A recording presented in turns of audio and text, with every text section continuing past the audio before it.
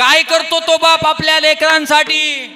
बाप करी जोडी लेकुराची ओढी, बाप करी जोडी लेकुराची ओढी, बाप करी जोडी लेकुराची ओढी, बाप करी जोडी लेकुराची ओढी.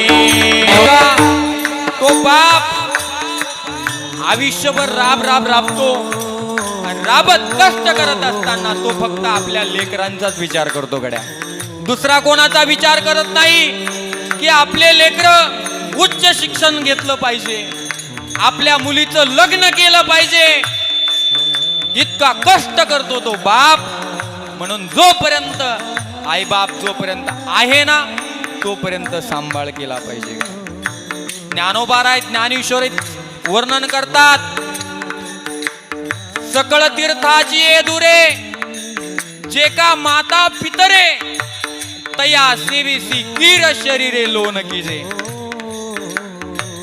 बघा, भगवंत आपल्या जवळ राहणार नाही, 24 तास राहू शकत नाही. म्हणून तर आई बाप हे दोन पात्र भगवंताने आपल्या जीवनामध्ये दिलेत. काय करतो बाप? आपुल्या कुरवंडी वाळवोनी,